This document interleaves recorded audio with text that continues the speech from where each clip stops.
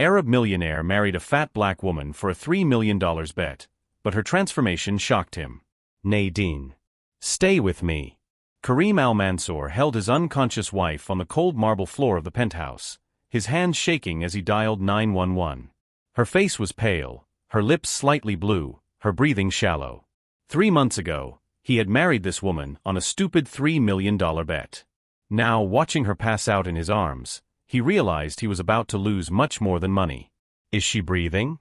The operator's voice cut through the panic. I can barely feel it, Kareem shouted, pressing his fingers against her wrist. Please send someone quickly. It had all started 90 days earlier, on a night of champagne and arrogance. Kareem Al-Mansour, 38, a billionaire investor born in Dubai and based in Manhattan, was in his penthouse celebrating yet another $1 million acquisition. The party was buzzing with New York's elite, stunning women hanging on his arm, executives fawning over his every word. Kareem, my old friend. Hassan Noor's voice cut through the buzz. Hassan, his longtime rival and the only man who dared to challenge him openly, approached with that smile Kareem knew all too well. That smile meant trouble. Hassan, Kareem said coldly, raising his crystal glass. Enjoy the party while you can. Next week, I'm closing the Horizon Tech deal. Ah, always so confident. Hassan leaned closer. But I have a proposal that will test your legendary arrogance. The room seemed to fall silent. Everyone knew that when Hassan Noor and Kareem Al-Mansour competed, the show was guaranteed. I'm listening. I bet you $3 million that you can't marry a woman completely outside your usual type. Someone you wouldn't normally even look twice at. And you have to stay married for 6 months. Living together, acting like a real couple. Kareem let out an arrogant laugh. That's your challenge? Marriage? Not just any marriage. Hassan pulled out his cell phone and showed a photo. Her name is Nadine Brooks. 32 years old, social worker, works with underprivileged families. And as you can see, she's not exactly the type of woman you usually have on your arm. The photo showed a black woman with a gentle smile, generous curves, and eyes that conveyed strength. She was wearing simple clothes and was surrounded by children at a community center. What's so funny? Kareem asked, although he was already feeling the adrenaline of the competition. If you manage to marry her, live together for 6 months without separating, without separate bedrooms, without running away when things get tough, I'll transfer $3 million to your account and never question your superiority again. What if I refuse? Then everyone here will know that the great Kareem Al-Mansour, the man who says he can achieve anything, was afraid of a simple marriage. Kareem's ego roared. He had never backed down from a challenge. He had never lost a bet. And he wasn't about to start now. It's a deal. 6 months. Get the money ready, Hassan. But Hassan was still smiling. Oh, there's one extra condition. Nadine already knows about the bet. I prepared her. She accepted for her own personal reasons. You'll have to win her over knowing that she knows you're doing this for money. Kareem hesitated for a second. Then he shrugged. It doesn't matter. I always get what I want. 4 days later, Kareem met Nadine Brooks at a discreet cafe. She arrived punctually, wearing a simple blue dress that accentuated her curves. There was no shyness in her steps, no apparent nervousness. You must be Kareem, Nadine said, extending her hand before he could stand up. Her grip was firm, confident. Kareem found himself slightly surprised. And you're Nadine. Please, have a seat. She settled in and looked him straight in the eye. Let's get to the point. I know about the bet. I know Hassan challenged you. I know you accepted because you can't resist a competition. And I know you expect this to be a simple 6-month arrangement. Straight to the point. I like that. Then let me be even more direct. Nadine crossed her hands on the table. I have my reasons for accepting this. Personal reasons that I won't share with you. But I'm going to set some rules. I want my own space in your house. I want to continue my work. I want respect, even without love. And when the 6 months are up, we'll part ways without drama. Fair enough. And one more thing, Kareem. Nadine leaned forward slightly. Don't try to change me. Don't try to turn me into one of your trophy wives. I am who I am. And that won't change because I'm wearing your ring. Something in her voice made Kareem pause. There was strength there, but also a carefully hidden vulnerability. Agreed. They signed the prenuptial agreement a week later. The ceremony was cold, with only legal witnesses. No kiss. No celebration. Just two strangers legally bound by pride and secrets. When Kareem took Nadine to the penthouse, she surveyed the luxurious space with no apparent emotion. He showed her a separate suite, decorated by an expensive designer. 6 months, Nadine said at the door. Not a day more. 6 months, Kareem agreed. But in the first few days of living together, Kareem began to notice strange things. Nadine sometimes skipped meals. She took several pills in the morning, quickly hiding the bottles. Once, he saw her leaning against the hallway wall, breathing deeply as if fighting dizziness. "Are you okay?" he asked. "I'm fine," she replied too quickly. And that's when Kareem realized Nadine was hiding something. Something serious. What he didn't know was that in less than 90 days, that secret would change everything. And the $3 million bet would become completely irrelevant. If you're enjoying this story, don't forget to subscribe to the channel to find out what Nadine was hiding. The following weeks were a silent war. Kareem offered dinners at expensive restaurants. Nadine politely declined. He bought designer jewelry. She thanked him and kept it in the box without wearing it. When he suggested social events, she made up excuses to stay home. "You don't have to work anymore," Kareem said one morning over breakfast. "I have enough money for both of us." Nadine looked up at him with that steady gaze he knew so well. "I don't work for money, Kareem. I work because these families need someone who cares. Can you understand that?" "I understand that you're making things unnecessarily difficult." "Great," she replied, returning to her coffee. But Kareem began to observe more closely. Nadine left early every morning for the community center and returned exhausted at night. Sometimes she would grab onto the kitchen counter when she stood up too quickly. Other times, he would hear her coughing in the next room, a deep cough that sounded wrong. One night, Kareem came home early and heard Nadine on the phone. The door was ajar. "I know, Mom. I'm taking my medicine every day," Nadine said in a tired voice. "No, he doesn't know. There's no reason to tell him. It's only 6 months, and then I'll be back to normal. The doctors said I have enough time." Kareem's blood ran cold. Enough time for what? He wanted to burst into the room and demand answers, but something stopped him. Nadine had made it clear that she valued her privacy. But that conversation haunted him for days. 2 months after the wedding, Hassan organized a charity dinner and insisted that Kareem bring Nadine. It was important for appearances, he argued. Nadine finally agreed. She wore a simple purple dress she had owned for years, refusing the designer dress Kareem had had delivered. Even so, when she came down the stairs of the penthouse, Kareem found himself thinking she looked beautiful. The event was held at a luxury hotel, packed with Manhattan's wealthy elite. Kareem circulated naturally, introducing Nadine as his wife. She remained by his side, quiet, observing everything with intelligent eyes. Then Kareem heard it. A group of women near the bar, their voices perfectly audible. Is that Kareem's wife? It must be some kind of bet. Look at her size. What did he see in her? Money can't buy class, apparently. The laughter cut through the room. Kareem felt anger explode in his chest, but before he could move, he realized that Nadine had heard it too. Her face remained composed, but he saw the pain flashing in her eyes, the slight tremor in her hand as she set down her glass. "Excuse me," Nadine said softly, starting to walk away. Kareem grabbed her hand. "No. Don't give them that satisfaction." He turned to the group of women, his voice cutting through the room like ice. "Ladies, I couldn't help but overhear your charming conversation. Let me clarify something for everyone here." The room fell silent. "My wife is worth more than all of you put together. She dedicates her life to helping those in real need, not organizing charity events to make yourselves feel important. She has more integrity, intelligence, and genuine beauty than anyone in this room will ever have. And anyone who has a problem with that can leave my presence immediately." The silence was absolute. The women looked mortified. Nadine looked at Kareem, surprise shining in her eyes. "We're leaving," Kareem announced, taking Nadine's hand and leading her outside.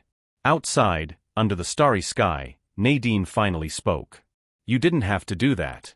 "I did." No one talks about my wife like that. Your wife for 6 months, Nadine reminded him, but her voice was softer. Kareem looked at her intently. Maybe I don't want it to be just 6 months. Nadine's eyes filled with tears. She blinked rapidly. Don't say things you don't mean, Kareem. I'm serious.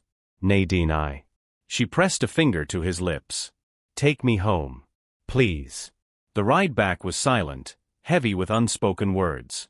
Kareem glanced at Nadine, trying to understand the sadness on her face.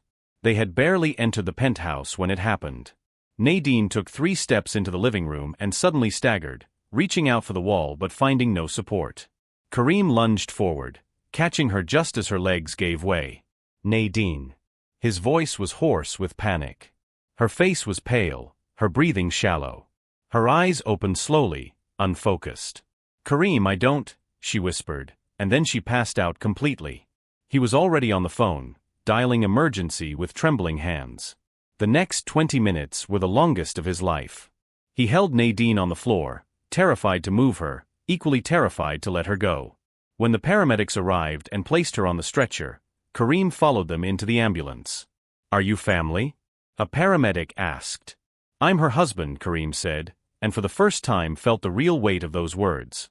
At the hospital, he paced back and forth like a caged animal. He called Hassan, who arrived in half an hour. He tried to call Nadine's mother, but didn't have her number. Finally, a doctor appeared. Mr. Al-Mansour, I'm Dr. Patricia Chen. I've been taking care of your wife. Is she okay? What happened? Dr. Chen gestured toward a quieter corner. Your wife is stable, but we need to talk about her condition. Did you know that Nadine has severe hypertension and early-stage heart failure? Kareem's world fell apart. What condition? He whispered. And then it all made sense. The medications. The fatigue. Accepting the bet. The secret Nadine had been keeping. She was dying. And he had no idea. Nadine was diagnosed 9 months ago, Dr. Chen explained carefully. Severe hypertension aggravated by her weight. Her heart is under extreme pressure. With proper treatment, lifestyle changes, and weight loss, she can live for many years. But if she continues as she is, the prognosis is only 3 to 5 years. 9 months, Kareem repeated, feeling nauseous. Before the wedding. Before the bet. It all made sense now. Nadine's acceptance. Her secret. Her sadness. Can I see her? Room 318. Kareem didn't remember walking there. He only knew when he pushed open the door and saw Nadine lying in the hospital bed, looking small and vulnerable. Hi, she said softly, trying to smile. I guess the secret's out. Kareem crossed the room and sank into the chair next to the bed. Why didn't you tell me? Nadine looked away, tears streaming down her face. What would be the point? You married me on a bet, Kareem. 6 months and it's over.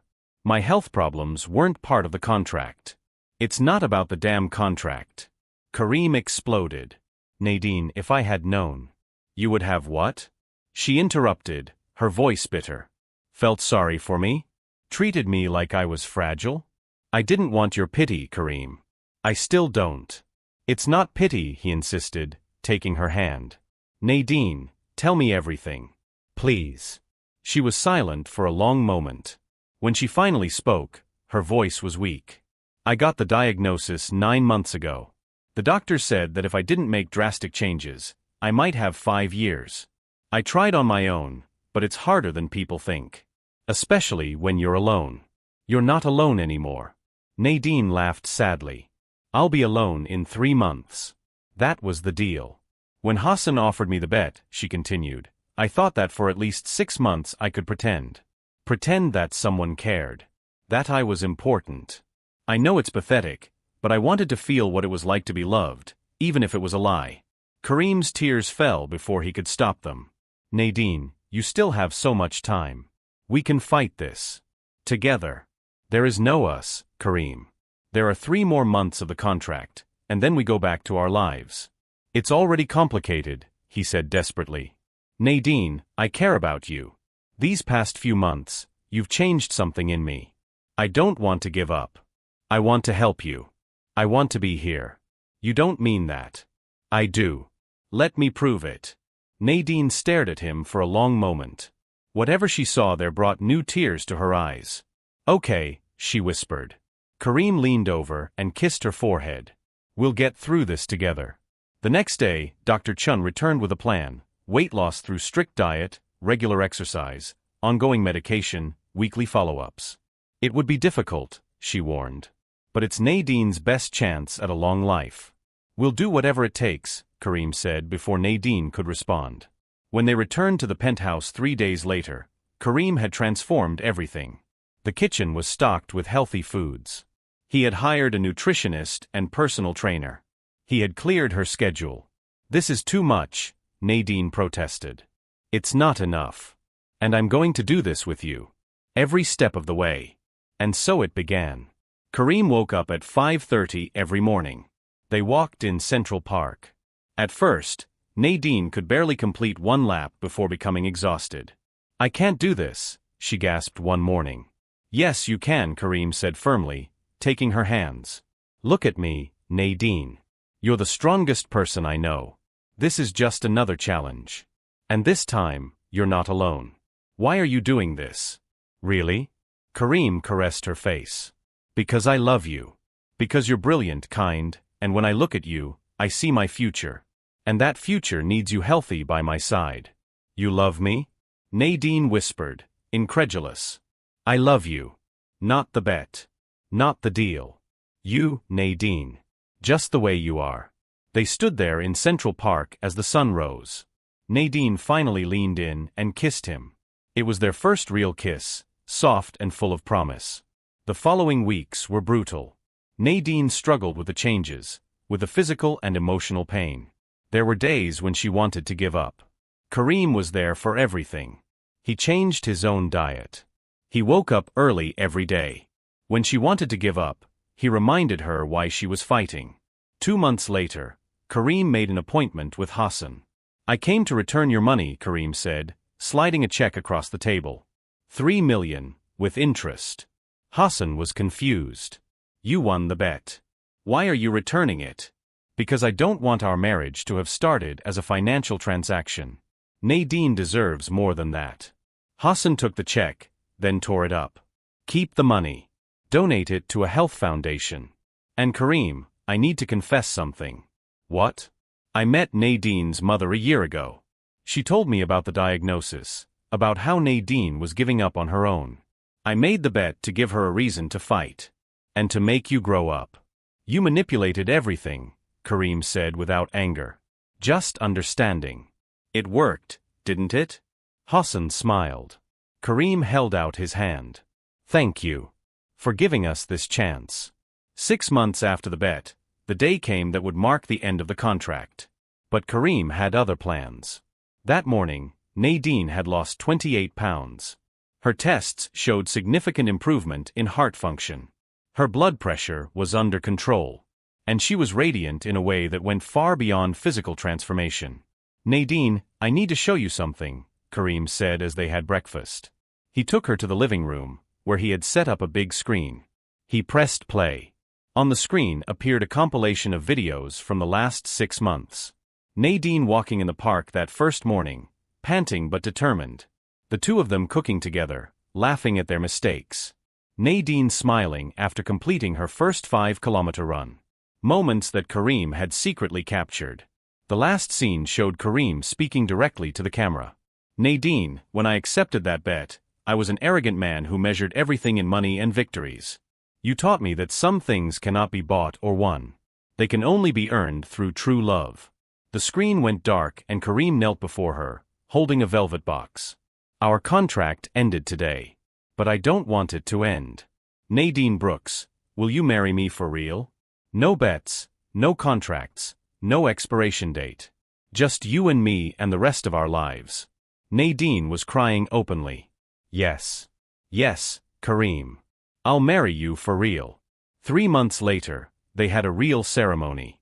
It was small and intimate, held in the garden of the community center where Nadine worked. Her family was there, close friends, and Hassan as best man.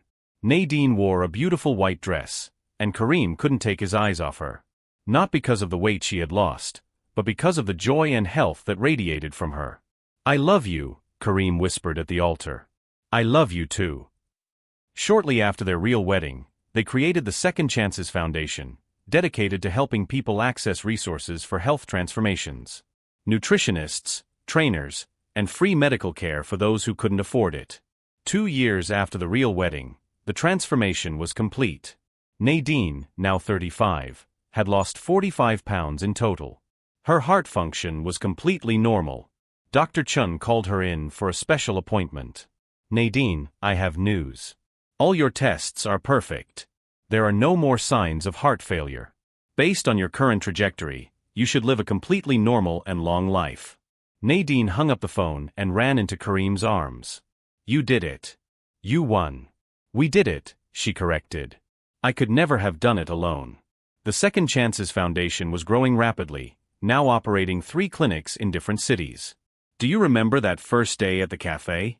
Nadine asked one afternoon as they reviewed proposals for the foundation. "Every day. You sat down and told me you knew everything. I thought it would be easy." Nadine laughed. "I was terrified. I agreed to marry a stranger because I thought I was going to die and wanted to feel loved, even if it was fake." "It wasn't fake," Kareem said firmly. "Maybe it started that way, but it stopped being fake the moment I really saw you. For me, it was in the hospital. When I woke up and you were there, terrified. I spent 9 months convinced that no one would care if I died. But you cared." 3 years after the real wedding, at the opening ceremony of the Second Chances Foundation's 5th clinic, Nadine gave an emotional speech in front of hundreds of people. "5 years ago, at the age of 32, I received a diagnosis that felt like a death sentence. Severe hypertension, heart failure, a prognosis of only 3 to 5 years to live. I took an absurd gamble because I wanted to feel love before I died." Kareem, standing beside her, held her hand. "But I learned that true love is not just a feeling. It is a daily choice to fight together, to support each other, to turn pain into purpose. Today, at 37, I am healthier than I ever imagined possible." Hassan, in the audience, smiled. Next to him was Rachel, his wife, a teacher who had taught him the same lessons Nadine taught Kareem. Nadine concluded, "That $3 million bet changed everything. Not because we won money, but because we lost our arrogance and found each other. Justice isn't just about winning. It's about transforming. It's about choosing love even when it seems impossible. It's about remembering that as long as there is someone willing to fight alongside you, no battle is lost." The audience gave a standing ovation. Children ran through the garden. Families hugged each other. Kareem kissed Nadine under the sun. No regrets. None. And it was true. The bet had changed everything.